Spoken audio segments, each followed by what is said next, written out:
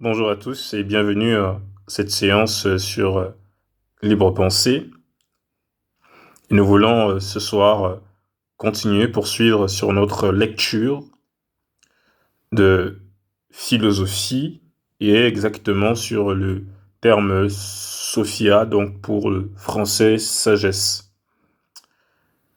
Et jusque-là, lisions-nous que donc Sophia vient d'une racine qui se dit skepto, skepto qui donne le terme français sceptique, et sceptique qui donc décrit un comportement, le comportement, l'attitude d'une personne qui agit en doutant.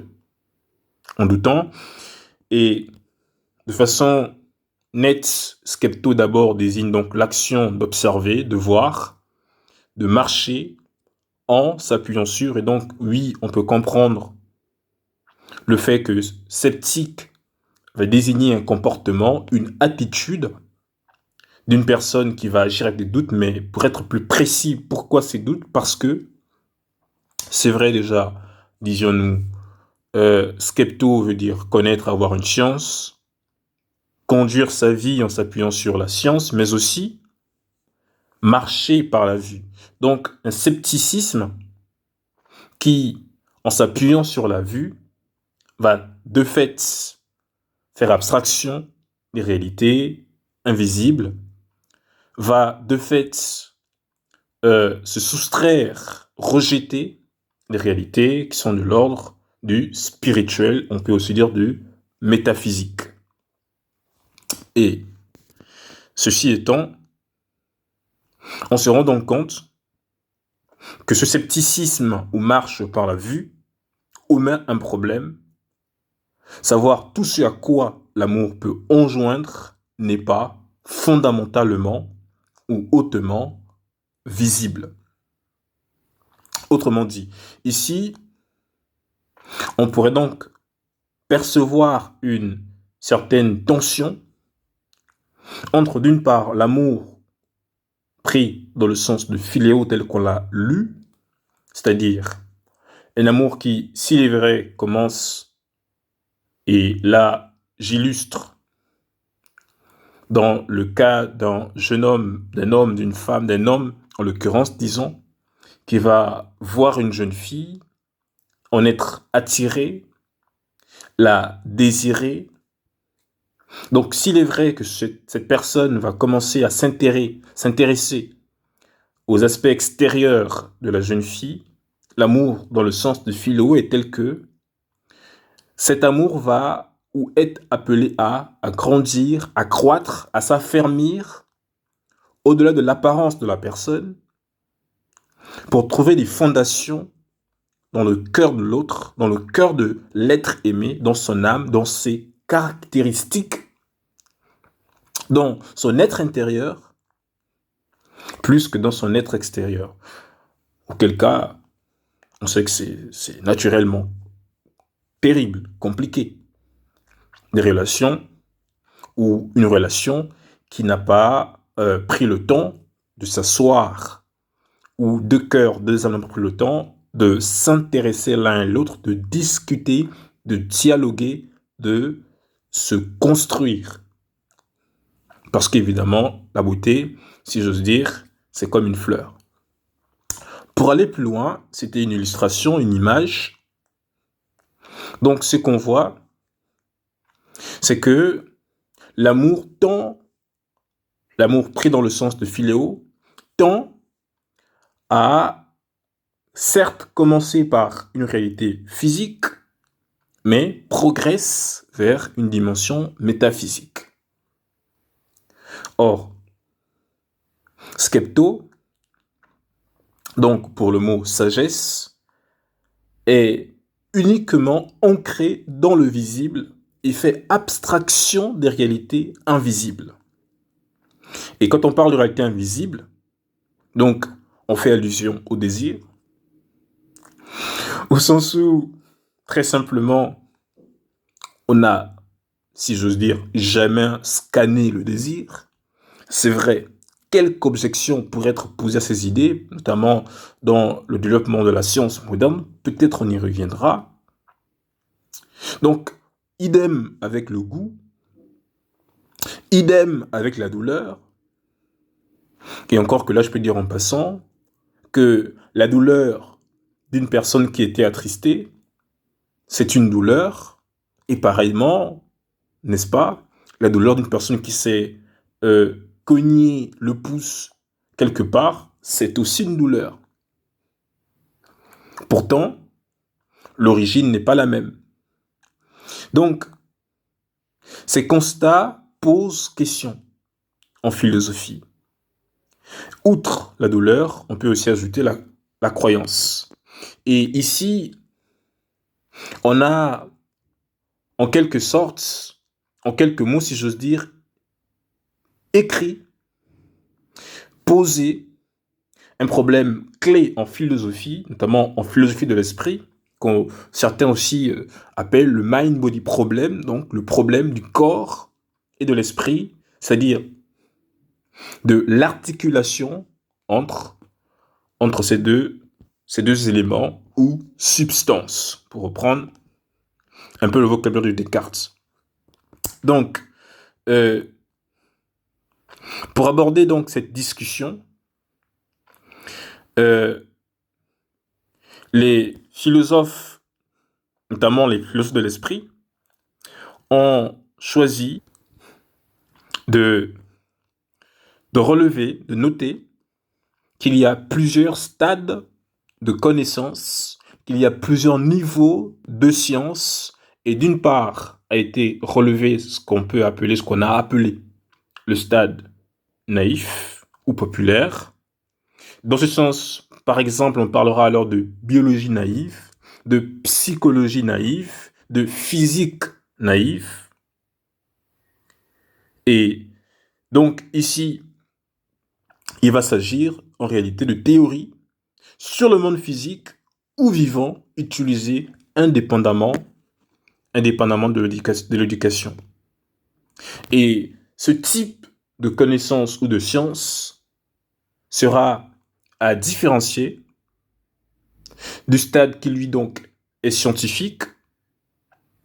Et dans ce sens, on parlera du cas de la psychologie scientifique, de la biologie scientifique, et ainsi de suite. C'est dans le milieu du 19e siècle que Wilhelm Wundt se fait la voix d'un éloignement certain, clair, distinct. Donc ce monsieur Wilhelm Wundt va décider de s'éloigner progressivement, qu'il y ait une distance marquée entre la philosophie et l'emploi d'une méthode strictement empirique. La tentative du physicalisme, de fait, a été celle d'unifier toutes les disciplines. Alors, physicalisme, pourquoi ? Parce qu'ici, en fait, c'est le terme savant, ou le terme, disons, utilisé pour désigner donc une connaissance basée uniquement sur des réalités empiriques, ça veut dire c'est celles qui ont trait à l'expérience, notamment à l'expérience sensible. Et du coup, on a vu une tentative de cette discipline qu'est le physicalisme, d'unifier toutes les disciplines, savoir les arts, par exemple, l'art, la musique, la philosophie, d'unifier, de rendre sous un même socle, si j'ose dire, toutes ces disciplines, tous ces enseignements, et de les rendre, de les traduire, de les expliquer désormais avec des termes et des concepts qui ont trait à la physique. Dans ce sens, pour expliquer ou illustrer, on aura par exemple, dans le cas d'un incendie de forêt, on dira que ce dernier pourrait être prévisible de fait en analysant les données géographiques, en analysant les données météorologiques, en analysant les données botaniques, et même encore qu'on peut prévoir de certaines communautés face à un incendie, c'est-à-dire le comportement, donc de certaines communautés face à un incendie. Et du coup, ça nous amènera aussi donc à tenir compte de la sociologie, de l'ethnologie et encore de la psychologie.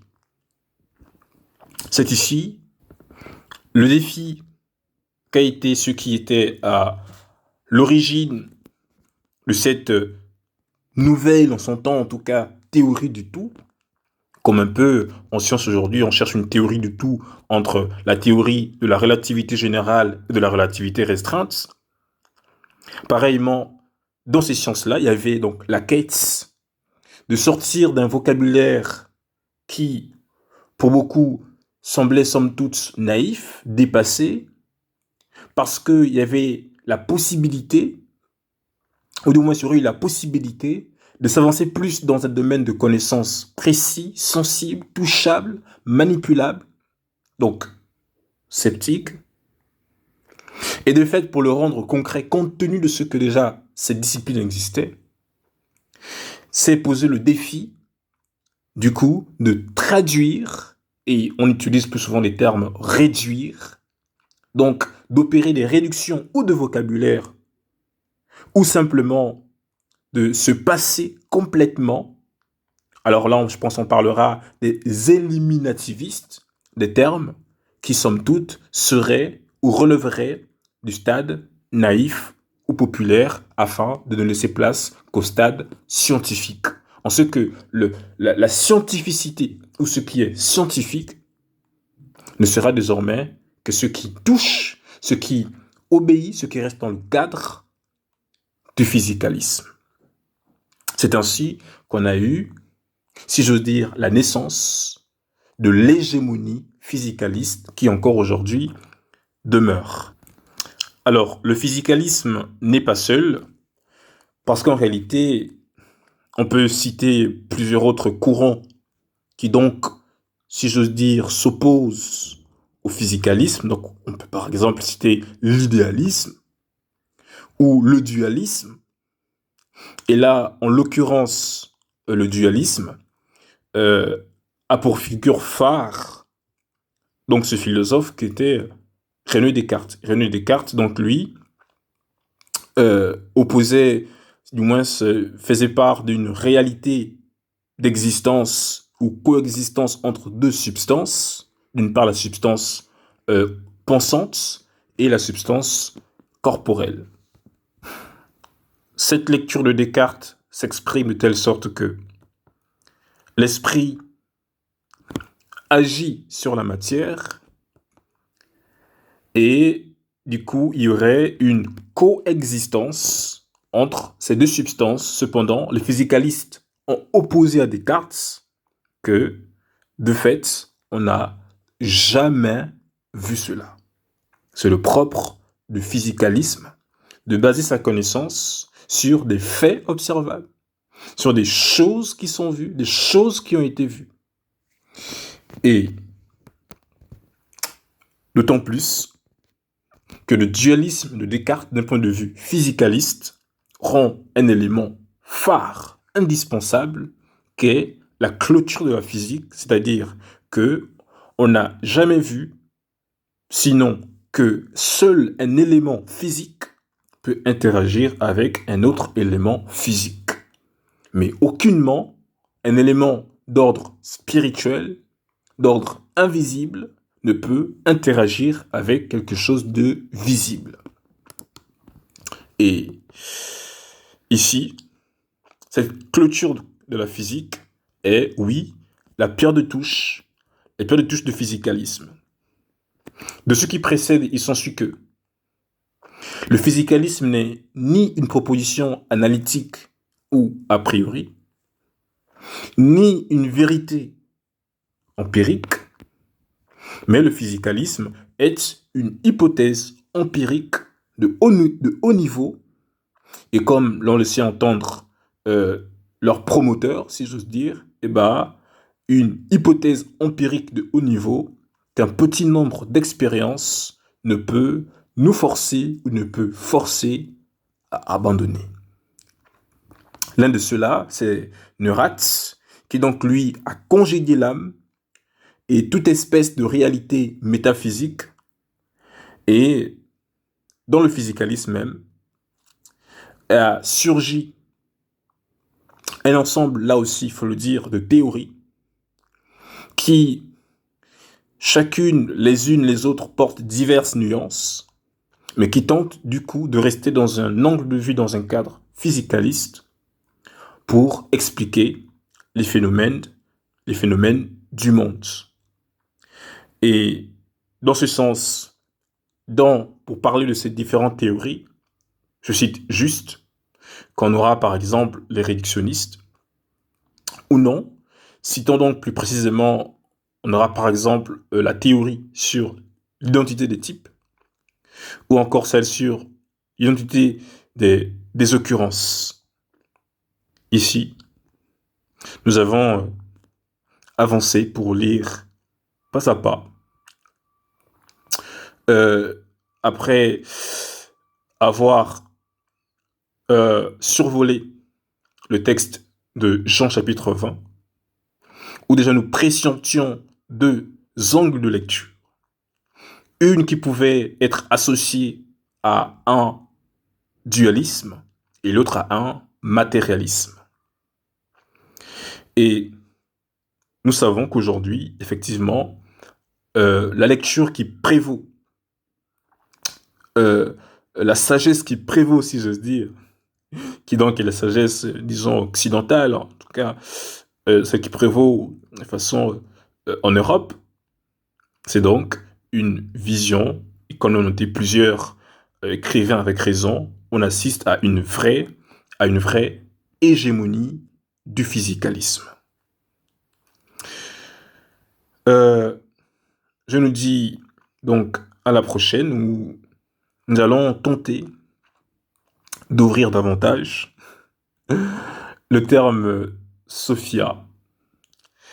Et d'ici là, si vous avez des questions, n'hésitez pas donc à les soumettre en zone commentaire. Et merci, à la prochaine.